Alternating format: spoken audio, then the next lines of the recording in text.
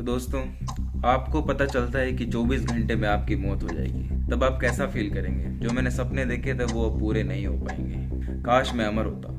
तो ठीक है, आपको अमर कर देते हैं। तो अब आप अमर तो हो गए दोस्तों, अब आपका सफ़र शुरू करते हैं। देखते ही देखते 50 या 100 सालों के अंदर आपके फैमिली के सारे मेंबर्स मर चुके होंगे। तो लगभग 1 बिलियन ईयर सालों के बाद अर्थ पर लाइफ खत्म होना शुरू हो जाएगी। अब आपका धरती पर रहने का मन नहीं है। अब आप जाते हैं स्पेस में। स्पेस में जाने के बाद लगभग 4 बिलियन सालों के बाद आप देखते हैं कि सूरज पर जो हाइड्रोजन गैस है, जो उसका फ्यूल है, वो खत्म हो चुका है और वो अब एक रेड जाइंट बन चुका है। इसके बाद लगभग 7.5 बिलियन सालों के बाद जो रेड जाइंट है हमारा, वो अब एक वाइट ड्वार्फ स्टार बन जाए। 1 ट्रिलियन ईयर्स के बाद आप देखेंगे कि यूनिवर्स में जो स्टार्स हैं हमारे, वो भी गायब होना शुरू हो जाएंगे। ऐसा क्यों? क्योंकि जिस तरह हमारे सूरज का फ्यूल ख़त्म हो गया था, इसी तरह हर स्टार का अपना एक फ्यूल होता है जो कभी ना कभी ख़त्म हो जाता है। तो 1 से ट्रिलियन ईयर्स के बाद जो वाइट ड्वार्फ स्टार्स हैं हमारे, वो ब्लैक ड्वार्फ स्टार्स बन जाएंगे। ऐसा इसलिए होगा क्योंकि उनके पास अब कोई सोर्स ऑफ एनर्जी नहीं बचेगा। ऐसा लगभग 100 ट्रिलियन ईयर्स तक चलेगा।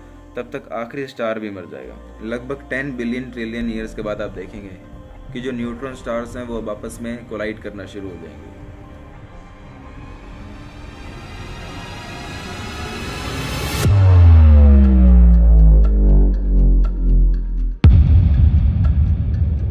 तो लगभग 10-20 जिलियन ईयर्स के बाद आप देखोगे कि स्पेस में सिर्फ ब्लैक होल्स रह जाएंगे, क्योंकि अब स्पेस का जितना भी मैटर है वो ब्लैक होल्स में समा चुका है। इनमें से कुछ सुपर मैसिव ब्लैक होल्स भी हो सकते हैं दोस्तों। इन सुपर मैसिव ब्लैक होल्स की फोर्स ऑफ ग्रेविटी इतनी ज़्यादा हो सकती है कि आपको लाइट ईयर्स दूर से भी अपनी तरफ खींच सकते हैं। तो जैसे ही आप धीरे धीरे ब्लैक होल्स की तरफ बढ़ेंगे, एक पॉइंट आएगा इवेंट होराइजन। इस पॉइंट पर पहुंचते ही आप देखेंगे कि आपका शरीर सिकुड़ने लग रहा है। इसका रीज़न ये होता है दोस्तों कि इसकी फोर्स ऑफ ग्रेविटी का वैक्यूम इतना ज़्यादा होता है कि पल भर में ही आपका शरीर लंबा और चपटा हो जाएगा। मान लो आपकी हाइट 6 फीट है, तो इसके अंदर जाते जाते आपकी हाइट लगभग 15 से 16 फुट तक भी जा सकती है। तो इसके बाद दोस्तों लगभग 160 जिलियन ईयर्स के बाद आप देखेंगे कि ब्लैक होल्स जो हैं एक दूसरे में मर्ज होना शुरू हो जाएंगे। 350 बिलियन ट्रिलियन ईयर्स के बाद जो ब्लैक होल्स हैं हॉकिंग रेडिएशन की वजह से इवेपोरेट होना शुरू हो जाएंगे। लगभग 490 बिलियन ट्रिलियन ईयर्स के बाद जितने भी ब्लैक होल्स हैं सारे मर जाएंगे और मरने से पहले एक आखिरी बार डार्क स्पेस में लाइट शो करेंगे।